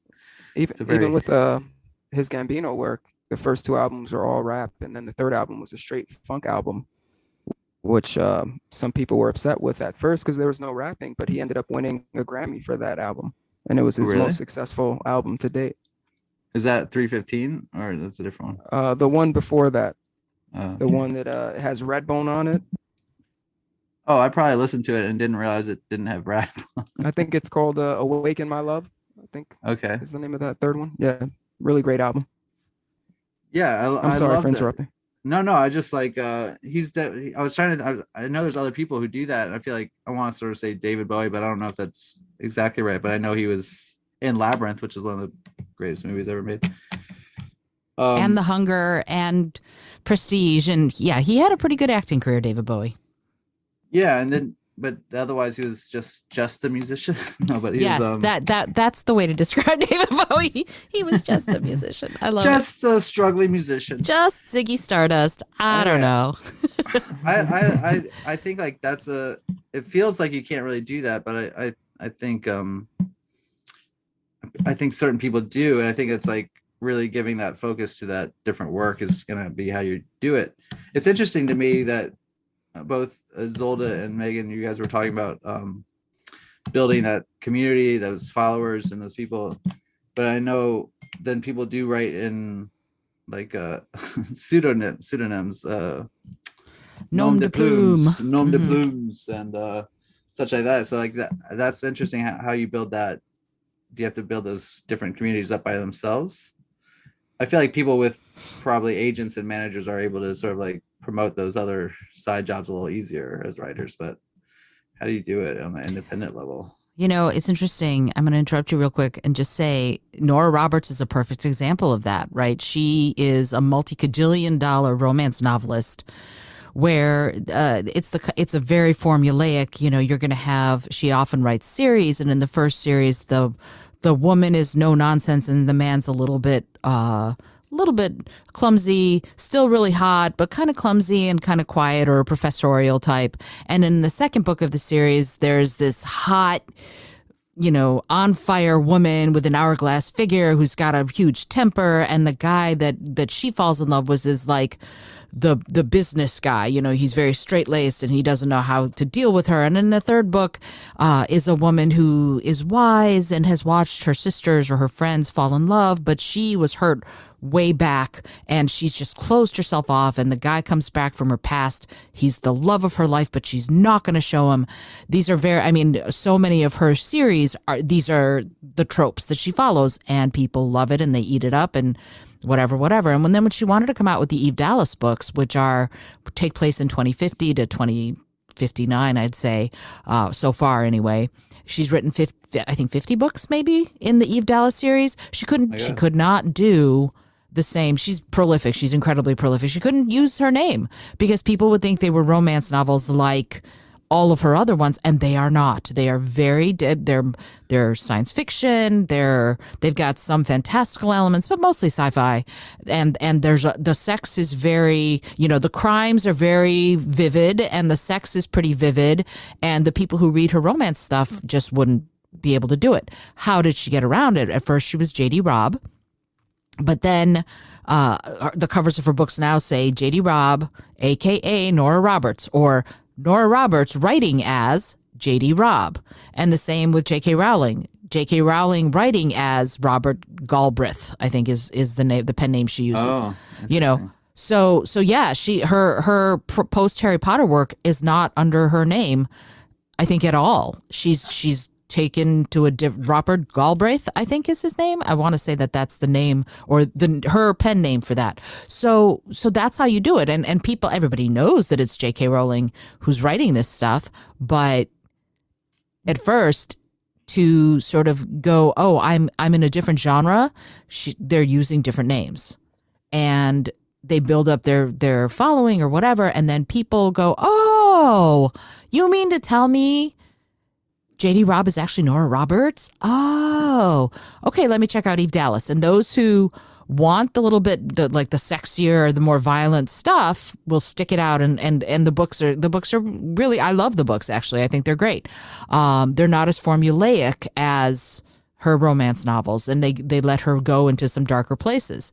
But the people who don't like it won't read any more than the first one. People who do like it will end up reading all 50. So, it depends. And the other thing that she does, and this is something we writers should take to heart, is that she grows. The characters grow, things happen, time flows, right? It's not like Bart Simpson, who's been 9 years old for the last 33 years, right? So she's allowing all the characters to grow. And if you want to know what happens next to the characters and to the mysteries that they're going to solve and to the relationships among all these people, you're going to read the next book. Sometimes for the mystery, but often just to see what kind of screwball things she makes happen to the characters in these books, because you like the characters too. Sorry, keep on going. No, that's good. I'll toss it back to Sergio. Yeah, all really great stuff. Thank you. I just want to say shark art sounds really cool. And I also that I love that Isolde used the word patootie while referring to her black belt. That's impressive. And, it was hard work, I have to say. I have very little patootie left. That's great. But yeah, no, I agree with what everyone's saying. Megan, I agree that it can be hard to let go in more ways than one, but I love that you stressed the importance of improving over time, right? And that it's okay to suck at first. Baby steps can be quite transformative, in my opinion. For sure. I do feel that for me, my favorite part of creating is definitely the act of creating, the process of world building and building the story or song and such. And once it's all done, that high kind of begins to dissipate, if I'm being honest. There's less excitement. So I can see me falling into that sort of unfaltering ambition or want with hopefully determination to keep creating after I'm done creating something else. I'm also afraid of not being able to live up to the hype of my first successful project, but I don't want to be boxed in ever. I like too much to only create one way. So for me personally, I'm going to strive to keep doing whatever's in my heart because, yeah, that's what's most important, what's in your heart, in my opinion. So moving on, if that's okay. Again, thank you, everyone. I wanted to course. talk about the next segment or topic in the chapter in this week's chapter, week 11, and that is the sin of sports. So, which we talked a little bit, or Alan was talking about that great walk he had earlier. So I wanted to dive in a little deeper. And yeah, Miss Cameron talks about moving out of our head and into a body of work, and that physical exercise can help with that. She says that simply walking for 20 minutes a day, allowing ourselves and our minds to explore in tune with nature, can have a tremendous effect. She gives multiple examples of people who would jog or swim or bike and how beneficial it was, not only creatively. Uh-oh. We lose Oh, Sergio? no. Sergio, I thought we lost you. not. Oh no. Not all creatively. I hope Uh-huh. it comes back, guys. Yeah. All right. Well, Sergio, if you can hear us, we cannot hear you. So I will ask the question that I'm thinking that Sergio was going to ask, and then hopefully once he comes back, we'll be able to talk about it a little bit more substantively. So the question that would be in my head as far as doing sports, whether or not it's running or biking or running, climbing trees, and putting up like makeup when you get there. Sorry, that's an Eddie Izzard quote. What? There he went. He left, but he'll be back in a second, and he'll be asking. There you are. There Good, he good, is. good. Yay, I'm you're back. Sorry about that. Where did I drop out? Where did you? You had just started talking about sports and about Alan talking about Creativity. getting creative and doing his walk and the way that creativity can be found on these in nature kind of exercises, if you will. Right. Did my Groucho Marx quote make it in? Or No. Was No. Oh no. that okay? So I was saying that I, for one, believe that walking meditation is very powerful and therapeutic, and I often get lost in my head with my anxiety and want to escape reality just by any means. But like Groucho Marx said, I'm not crazy about reality, but it's the only place to get a decent meal. And when it comes to being surrounded by nature and trees and animals and just being engulfed with that reality, well, it can be quite rejuvenating. Excuse me. I think more clearly when I'm walking, and I know Zolda has mentioned walking through the city on artist dates, and Megan has said more often than not that she'd opt for a long walk versus a few train rides, which I can relate to. And Alan has even mentioned that he wants to do a marathon, or that he's interested in one day doing a marathon. I'm not sure if that was just in jest, but Alan, I know you can do it, and we'll be there to root you on if you do. Did I say that? I've done 3 marathons, but I recently just said it in my I think my task notes that I wanted to do another one. You said it to us. You said it to I us at did? one point. Mhm.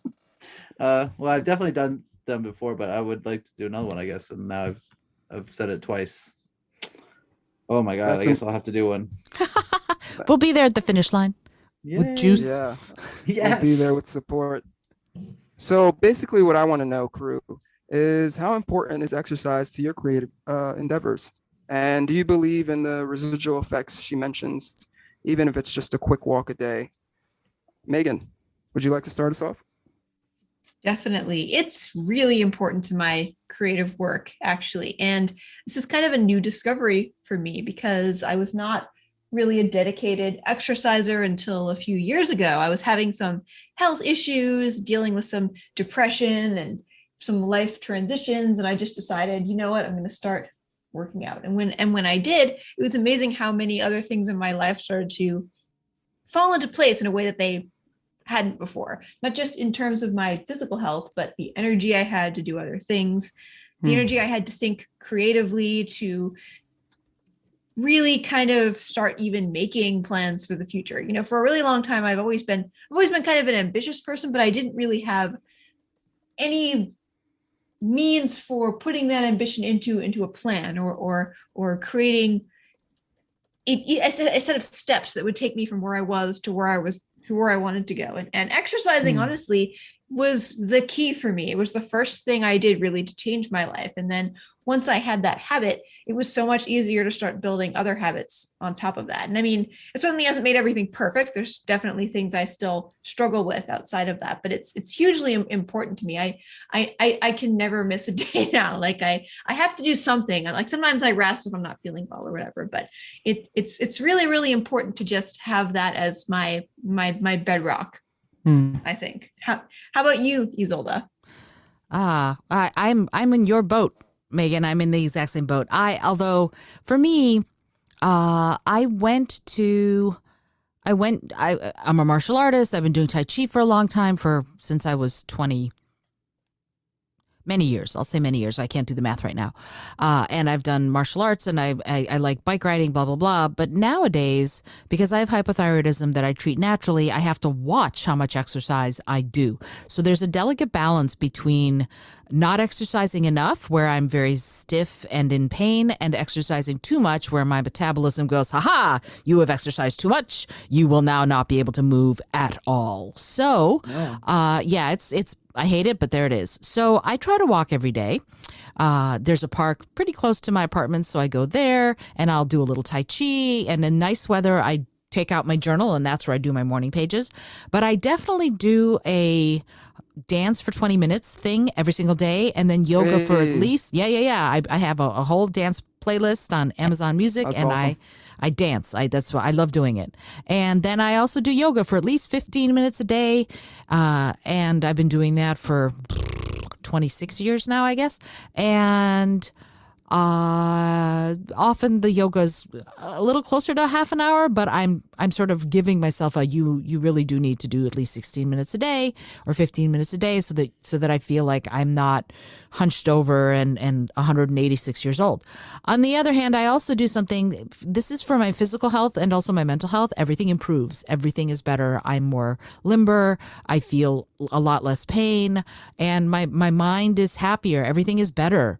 No matter how bad things are, if I spend a minute dancing to old Janet Jackson, I am happy as a little kitten running around playing with a ball of yarn. So, but I also do this thing where once an hour, my Apple Watch reminds me. I feel like I'm name dropping all these brands. I really want them to sponsor the show so that I can actually make some money for name dropping all these brands. Shout out Apple Watch. That's right. Shout out Apple Watch. So my Apple Watch reminds me at 10 to the hour every hour to get up.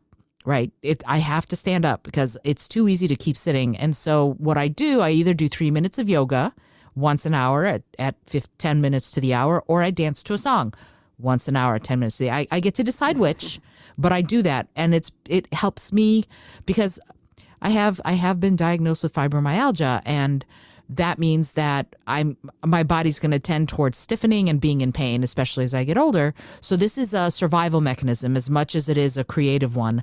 In order to not feel like complete and utter crap by the end of the day, I need to move. And some of it might be a benefit as far as creativity, because, for example, 3 of my books I wrote while hiking in the woods with my dog back when we lived in Maryland, and I would record voice to text while we were hiking. I was recording my books. I was literally writing my books into my phone, recording them voice to text while I walked a 2-3 mile hike every morning with my dog. That was the thing I did. So it is directly responsible movement and exercise for my being creative, but also it helps me feel better, both mentally and psychologically and physically, to move. So yes, I think it's crucial. Interestingly, though,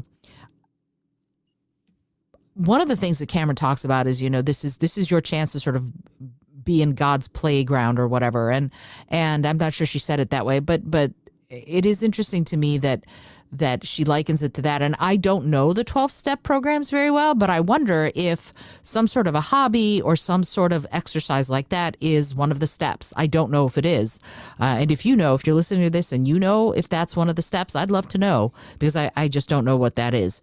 I don't know the 12 steps well enough, but it is interesting that even something like that would be a way of getting yourself back to yourself. You know, wherever you are, wherever rock bottom is for you, you get yourself back to yourself in part by being outside, by being under this, you know, under the sun, looking at the blue sky, maybe smelling some flowers while you're going on a walk. That could be amazing. You don't have to run a marathon to reap a lot of the benefits of setting foot outside and seeing what's around you. Alan, I don't know if you've gone yet. How about you? How do you feel about this? That's the eternal question. Have I gone yet? I'm sorry. I just don't remember. I apologize. No, I have not gone yet. And thank you for the pass.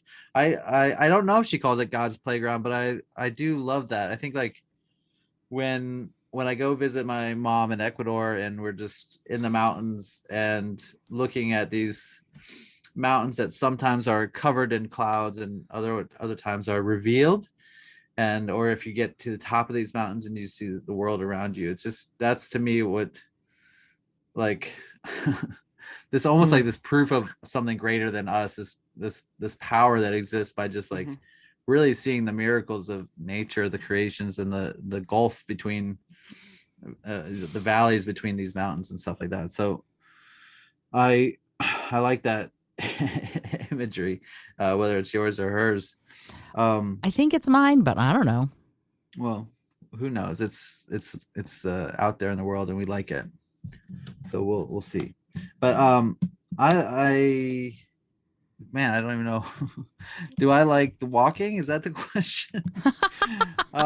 Essentially, do you feel like it's helps with your creative Oh, side? the exercise, right? Yeah. So I was just thinking, I did my 30-day yoga challenge in January when we first started that, and I felt so good every day.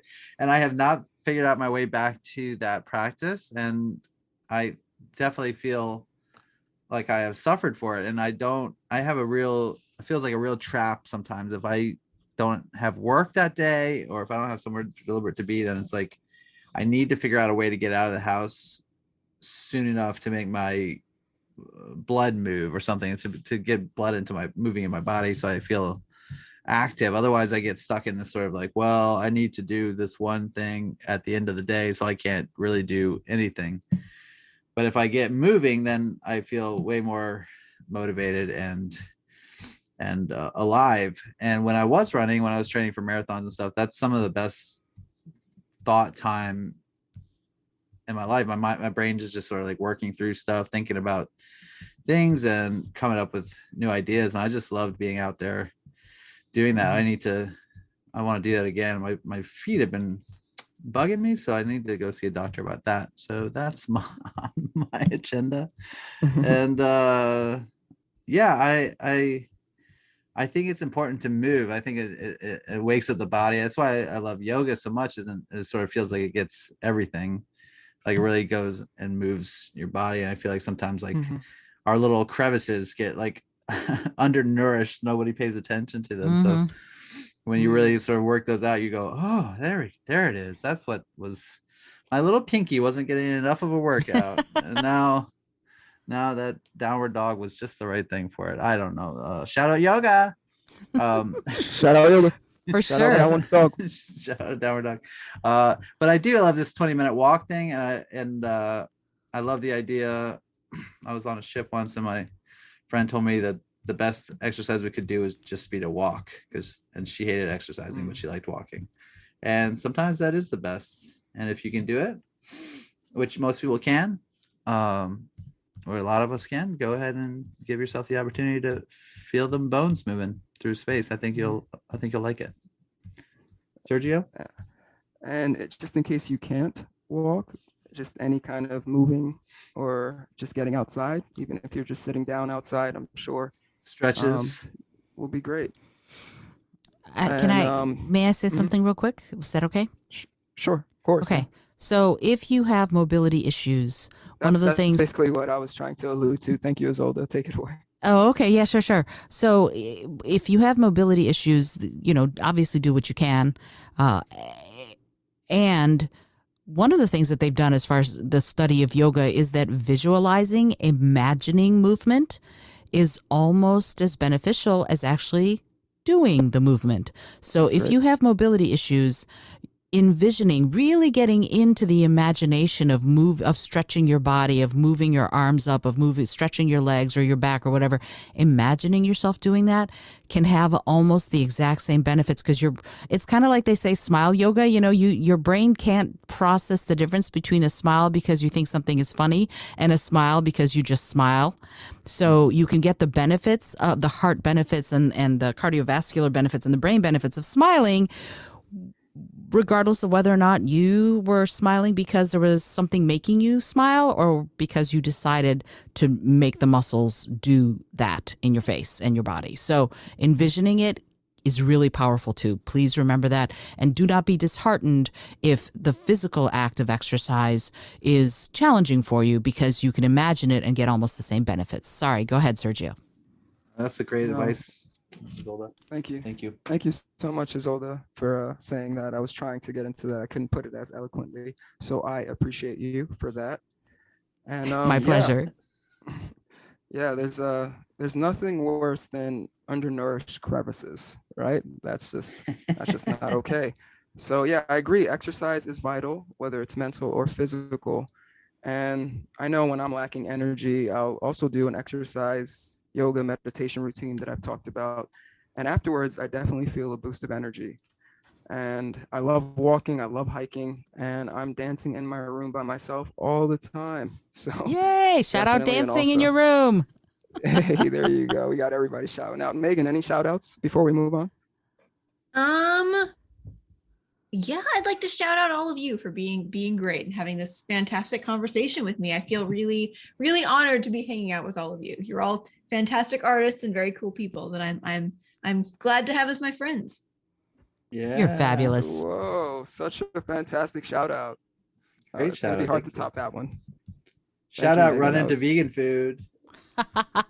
That is awesome. Yes, that too.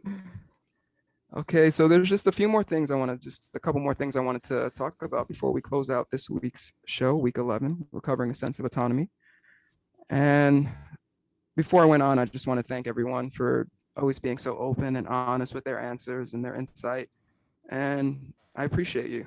And I appreciate you, listener, for tuning in as well. Okay, so the next topic I want to talk about is the last topic in this week's chapter, and that is building your artist altar.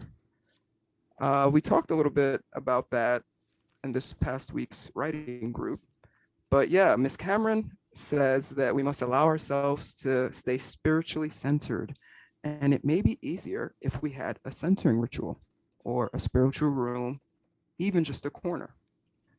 She says that we should fill it with things that make us happy, that an artist altar should be a sensory experience. I feel as though my bedroom is my artist altar. If anyone has seen my room, then you'll know that it's filled with only things that make me happy. Many, many, many things. That's awesome. I know Isolda has a mobile altar, if you will, and that her body is all she needs to be creatively and spiritually centered. But I guess what I want to know is if any of the crew has one, or if Isolda would like to elaborate more on her altar. I know Megan was mentioning something of a ritual she had. So I would also like to know if you have a ritual or a routine you have. As Ms. Cameron says, that small rituals, self-devised, are good for the soul. So Alan, would you like to start? And then we don't have to worry about wondering if Alan has gone yet. Okay. I appreciate you. Do you have an artist Sergio. altar or a ritual? I've been no, I don't. All right, Honestly, I done. don't. Megan, how about you? No, I'm sorry. Go ahead. No, but I just sort of realized I don't have one yet, but I've been sort of like, oh, I need an artist altar. And I think I realized I have this dresser / cabinet sort of thing. So it's like a fold out desk. It's like everything that I bought used for like $35, and I've been the top cabinet has like glass that you can see through, and I've just been like sort of stuffing weird stuff in there, and I realized that I should really deck it out, and I'm gonna like black out one layer of shelves so I can just keep more practical utilitarian stuff in there will be visible, and then whatever is visible will be the joy. Mm, the that sounds absolute awesome. joy. And that's my plan for that. And then I will work on a routine, a ritual, but not now. Isolda, do you have a artist ritual and or an artist altar? So I don't have a specific artist's altar, but I have an altar. So I do have an altar sitting by my bedside that is, I think I've talked about this, a little cabinet that I rescued from a neighbor who had thrown it out, and it was black with yellow doors and orange contact paper on the inside. It was awful. And I stripped it, and it's this beautiful oak cabinet kind of thing. And it's where my cat Lynx, when we took her in as she was a stray, took her kittens to be right after she birthed them. She took them in there. So I went, I'm keeping this thing forever. It was just really beautiful to see that that's where she thought the safe space was for her kittens, was inside that little cabinet. So on that altar, I have things that represent creativity to me, that represent my version of spirituality, that represent the earth and the work that I want to do on behalf of the earth and the animals.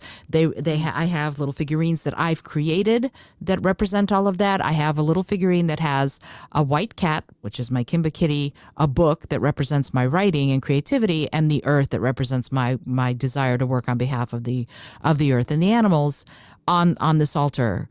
And I have an artist ritual in that it is all about sort of the ancient alchemical elements, earth, air, fire, and water. And I will say it to you now.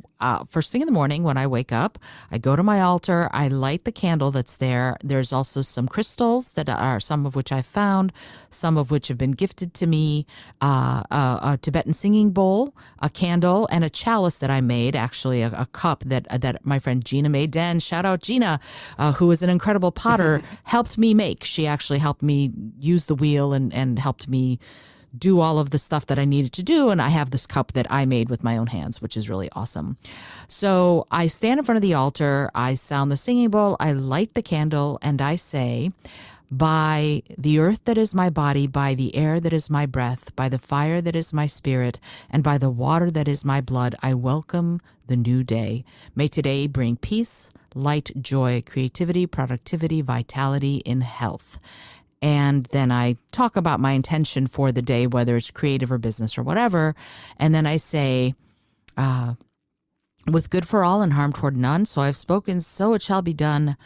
May this or something better come to pass, so mote it be. And that's how I end my little morning ritual. So the intention for the day and the hope for the day changes, but the beginning and the ending, it pretty much have been the same for the last, I would say, 30 years or so. And it's always that. And it is a centering and grounding thing for me, but it also really gives me a moment to pause and to set my intention for the day, whether, as I said, whether it's business or creative or a combination of both. I set my hope that I will also be useful. Like if I have a podcast interview that day, that the podcast interview will go well. This morning when I did it, I talked about today, our talk now, and that I would do my best and be my best for you all and for whoever's listening in out there in podcast land, that I would be helpful and that I would be of benefit, if you will. So that's something that I do. I take a little bit of it with me whenever I travel. I have been doing this for a long time, and it's something that, again, grounds me, centers me, but also lets me get into my imagination in some really, really cool ways. I think that's Megan. great. Oh, thank you. Like Megan, that. how about you? Yeah, so I don't necessarily have a space per se because I live in a very small apartment, but I do have a ritual.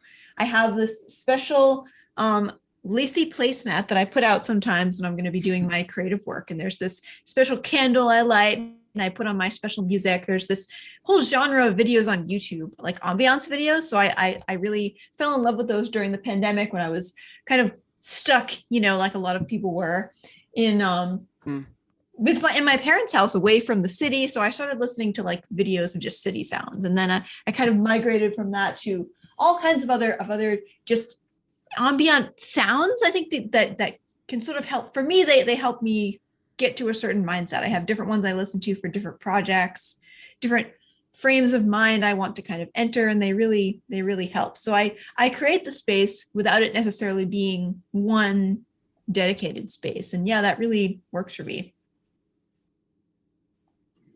I forget That's who's really next. great. I'm next. Okay, go ahead, Yay. Sergi. It's not Alan because Alan went already. Just in case. I think that's really great, Megan. I love that you have that ritual, and I feel like I have a lot of routines myself, but I'm not sure if I have a specific, consistent ritual for my inner artist. I do, maybe I do. I'm not sure. Maybe it happens arbitrarily. I'm not sure, but I'm going to try and be more mindful of it. And I think definitely anything that can help us be more centered is the win, is beneficial, and I don't see why we wouldn't try to pursue that. So thank you so much for those lovely answers.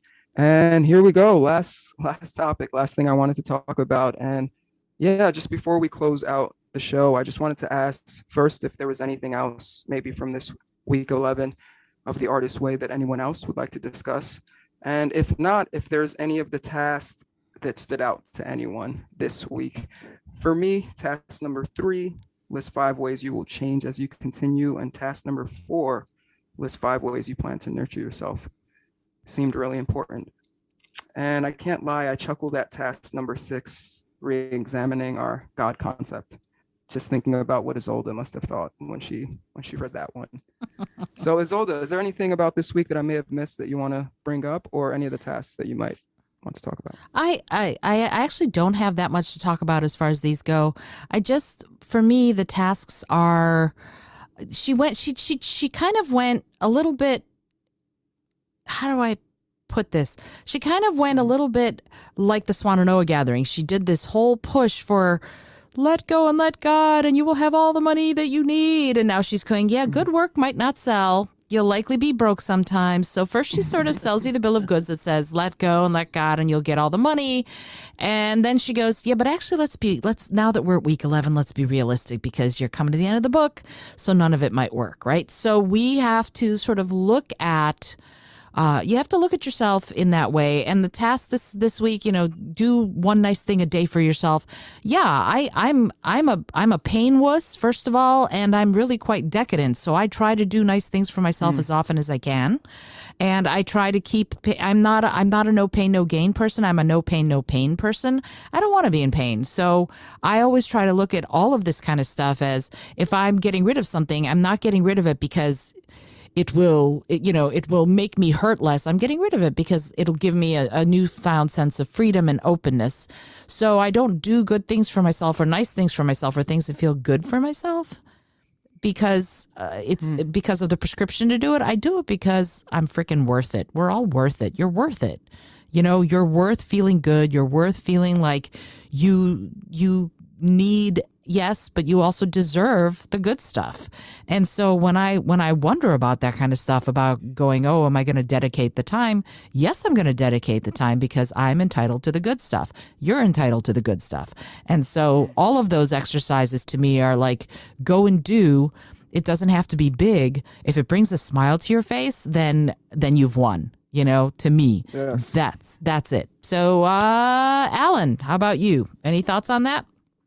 Yeah, I just want to say, Isolde, you're like the poster child for this book in a way, like to see like all the stuff that has definitely continued with you throughout, and then to see that you still like have issue with bits and pieces of it here and there is really cool. But so much of the stuff, it seems like, it's stuck with you from the first time you did it, and then you sort of latched onto.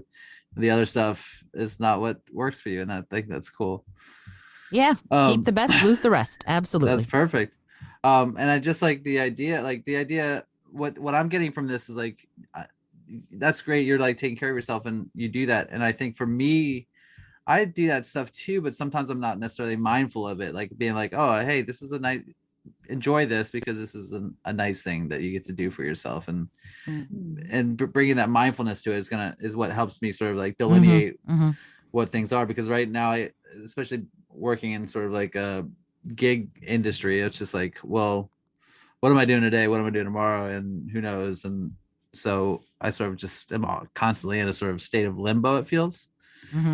So making that space to just be like, do a nice thing. Here's a nice thing. I think that for me is helpful, and hopefully I get to the point where it's just like I just do that consciously, and I'm deliberate about it, but I also just like don't have to think too much about it to do it. That would be lovely. And because I'm always trying to, it's hard for me to figure out how to what I want when I get that option. It's like, what do I want? It's like birthdays. It's like I don't know what I want until after my birthday is here, and then I'm like, well, I didn't get any of the things that I now know that I want. But I thought I thought it was just interesting to like check in on ourselves, like where have we changed. I didn't really understand how she wanted us to do the honest changes inventories thing, like what she necessarily meant by that. But one thing I sort of learned about myself, or is that I'm sort of trying to figure out, is like I'm learning to set new boundaries for myself and like define my world a little bit closer, and what I want to be and what I want to put out there. And so and I also wrote, I believe in baby steps. Yay. Yes. And then I really struggled to find like 10 synchronicity things. I was like, come on, I got some. But I got there eventually. I'm trying to think if there's anything exciting to do. I did not take a piece of paper and plan one nourishing week, but I want to do that eventually. Yeah, I'm gonna go back to that one as well. Yeah. Megan, how was do you have anything to add about these tasks, or what's going on with you?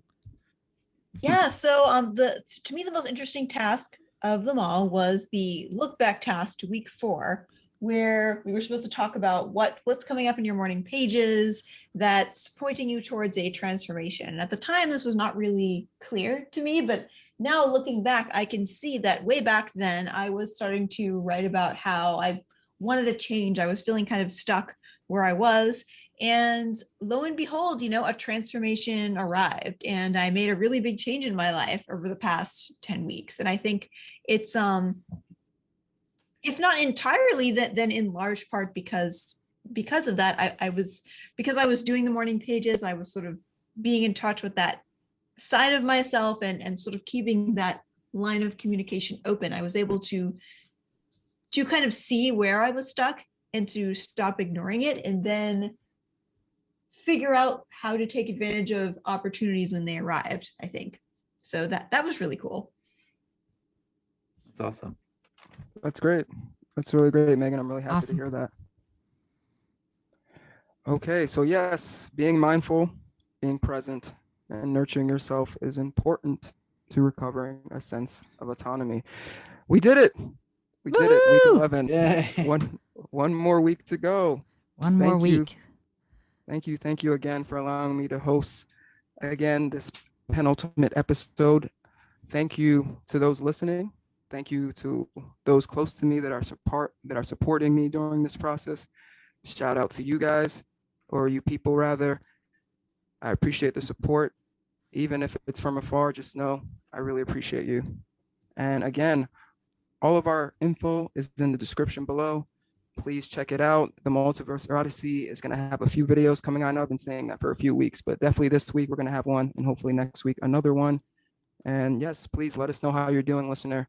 And don't be afraid to rate the show. Give us a thumbs up. Give us all the stars, because you're a star. We're all stars. And if there's nothing else that anyone would like to say, then I'm going to pass it to Isolda to close us out. Thank you again, everyone. Great Oh, job, Sergio. fantastic. Great job, Sergio. Thank you all for your honesty and your wisdom and your vision. This is fantastic. When I first envisioned doing this, I couldn't think of 3 other people I would more want to do this with. So I'm so glad you all were willing. I am Isolda Trachtenberg. On behalf of Sergio Giovanni, our host for this week, Alan Fessenden, and Megan Vasilis, do say to you that I hope that you are getting something out of this. Really, honestly, I really do. It's been super fun for us, and I think we've all grown as artists. But I also hope, that you have gotten something out of this too, and that you are on your own journey of creative recovery or creative discovery, depending on how you want to look at it. It's never too late. Small steps are perfectly fine, and beginner's mind is okay, and sucking at it is okay. In fact, the more you suck, the better, because you are doing something that's so important. So please remember that no matter where you are in this process, that if you are doing something, if you are acting on it, even if you're just thinking about it, that is huge. So please bear that in mind. I think it's something to really to think about as you go through this. On behalf of these wonderful folks, I bid you a good night, and I remind you, as always, to be bold, be creative, and most of all, be kind.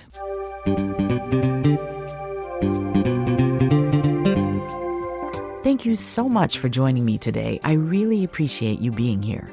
Please subscribe to the podcast if you're new, and it would mean the world to me if you told a friend about it. Today's episode was produced by Isolde Trachtenberg and is copyright 2022. As always, please remember this is for educational and entertainment purposes only. Past performance does not guarantee future results, although we can always hope. Until next time, remember to be bold, be creative, and most of all, be kind.